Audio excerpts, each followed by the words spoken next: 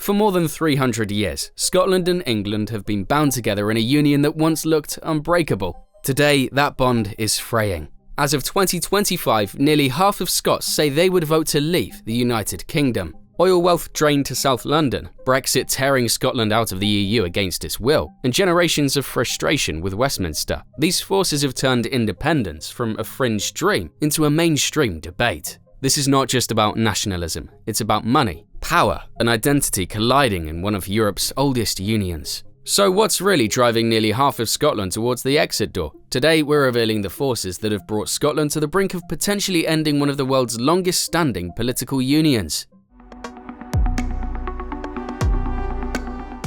It all began in the late 1960s, when geologists uncovered vast oil reserves in the North Sea. They cover over the history of a time when Scotland was the pioneer and provider of oil to the world.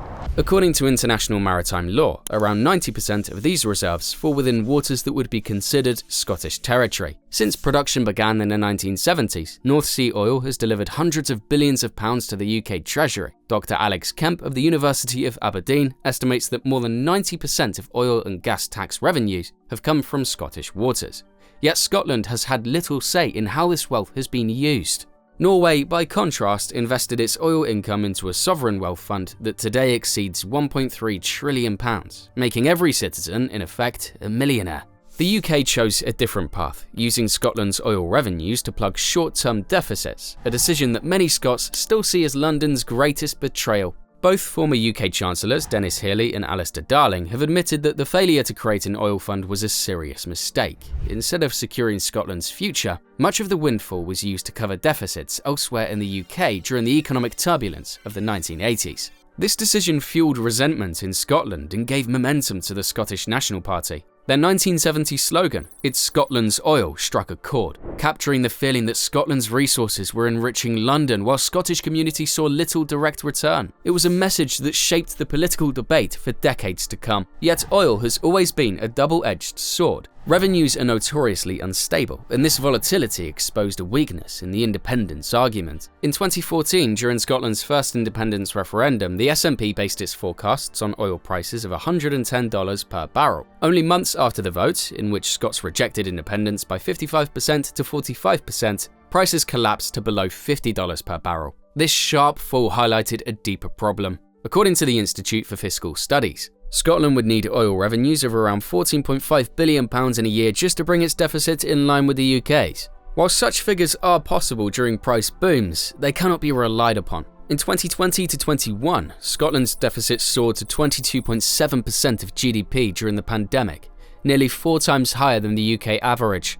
A recovery in oil prices helped reduce it to 12.3% the following year, but the swings show how vulnerable Scotland's finances remain to global market shifts. There are further challenges ahead. HMRC expects to pay at least £10 billion in tax rebates to cover the cost of decommissioning North Sea oil fields. An independent Scotland would likely resume responsibility for 83 to 94% of this burden, just as production continues its long-term decline. Still, oil is only part of the wider debate. The real turning point in Scotland's independence story came in 2016. The United Kingdom voted by a narrow margin, 52% to 48%, to leave the European Union. Scotland, however, told a very different story. A clear 62% of Scottish voters backed Remain, with every single council area rejecting Brexit. This was more than a political disagreement, it was a clash of visions about Scotland's place in the world. For nationalists, the result highlighted what they call the democratic deficit. Scotland elects 59 MPs to Westminster compared to England's 533. In a parliament of 650. The numbers mean that Scotland can never overturn English voters on issues of national importance. Brexit became the ultimate symbol of Scotland's democratic deficit. Despite 62% of Scots voting to remain, they were dragged out of the EU. Proof: nationalists argue that Scotland's future is decided elsewhere, no matter what its people choose. Nicola Sturgeon, the First Minister, framed the issue in personal terms. She argued that EU membership had become central to Scotland's sense of identity. And we said clearly that we do not want to leave the European Union. I am determined that we will do what it takes to make sure that these aspirations are realised. Saying it reflected who we are. For many Scots, Brexit felt less like a policy dispute and more like a challenge to their European identity and values. The economic stakes only deepen the divide. Studies suggest Brexit could cost Scotland an additional £7 billion a year. Independence supporters argue these losses would be balanced by the freedom to shape Scotland's own trade and immigration policies. Still, the debate went beyond economics. Brexit laid bare a cultural rift that had been widening for decades. Polls show that most Scots see themselves as Scottish first and British second, if at all. Researchers also found that Scots who strongly identify with Scotland are also more likely to see themselves as European, often rejecting any sense of Britishness. These nested identities explain why Brexit felt particularly painful. It severed a connection that many Scots saw as integral to their place in the world. The SNP has tapped into these cultural and political differences, portraying independence as Scotland's way to rejoin the European family and protect its multicultural outlook. They frame Westminster as steering England towards isolation, while Scotland seeks openness and cooperation. But this multicultural argument cuts both ways, creating new dilemmas for independence supporters. Here's the inconvenient truth that independence supporters rarely address. If Scotland leaves the UK to rejoin the EU, it creates a hard border with England. This is no small issue. As of 2021, the rest of the UK accounted for 61% of Scotland's exports, making it by far Scotland's largest trading partner. Economic studies suggest that EU membership would not fully offset the losses caused by barriers to trade with England. The debate grows even more complicated when currency enters the equation. The UK government has ruled out sharing the pound in a formal currency union with an independent Scotland. That leaves three main options: continue using the pound without UK backing, known as sterlingisation, introduce a new Scottish currency, or adopt the euro. Each choice brings risks that make undecided voters nervous about stability. Despite these challenges, support for independence has remained surprisingly steady. The resilience comes from something deeper than economics. The movement feeds on long-standing grievances towards Westminster. Many SNP supporters describe Scotland as being ruled by a parliament they did not choose, controlled by a distant power that does not share their priorities. Researchers describe this outlook as a kind of internal colonialism, rooted in generations of frustration. Recent political disputes have kept that narrative alive. In January 2023, the UK government invoked Section 35 powers for the first time, blocking Scottish legislation on gender recognition. Nicola Sturgeon denounced the move as a full frontal attack on democracy, using it to argue that Westminster repeatedly undermines the authority of Scotland's parliament. The Scottish government's Building a New Scotland papers frame independence as the only way to secure genuine democracy. They argue that devolution is being steadily eroded, with Westminster overruling Scottish choices on issues ranging from Brexit to energy policy. This grievance-driven politics has proven powerful because it offers clear explanations for complicated problems. If the economy struggles, blame Westminster's control over taxes and spending. If social challenges persist, point to the UK government that Scotland did not vote for. If cultural identity feels threatened, blame it as London imposing its values. But while grievance politics keeps the independence movement alive, its limits are becoming more visible in Scotland's recent electoral results.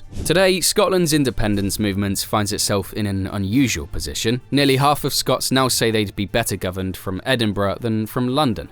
Yet in the 2024 UK general election, the SNP suffered a crushing blow, collapsing from 48 seats in 2019 to just 9. SNP leader John Swinney admitted that his party had failed to convince people of the urgency of independence. His words point to a wider problem. Many Scots support the principle of independence, but far fewer see it as an immediate priority. Only 14% believe it should be at the top of the Scottish government's agenda, placing it well behind issues like healthcare and the economy.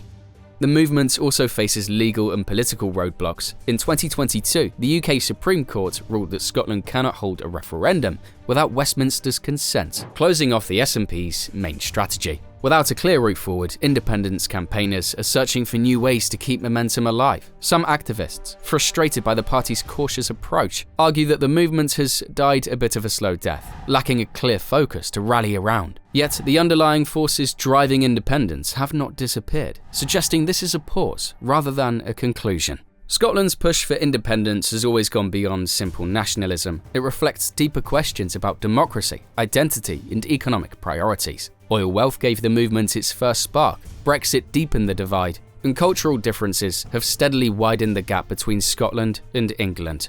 Still, independence is far from guaranteed. Oil revenues remain volatile, raising doubts about the economic case. Currency and border questions pose risks that make undecided voters wary. At the same time, the cultural and political arguments grow stronger, fueled by every instance where Westminster overrules Scottish preferences. The union that began in 1707 is facing its most serious test in centuries. Its survival depends not only on Westminster's ability to respond to Scottish concerns, but also on Scotland's capacity to resolve the contradictions within its own independence project. What is clear is that Scotland's future remains undecided, and the debate is only intensifying. Scotland's independence movement is fueled by money, democracy, and identity. But only one of those may ultimately decide the future. Which do you think will tip the balance? Share your take in the comments, and if this deep dive gave you a new perspective, hit like, subscribe, and stay tuned for more stories that reveal the forces shaping our world.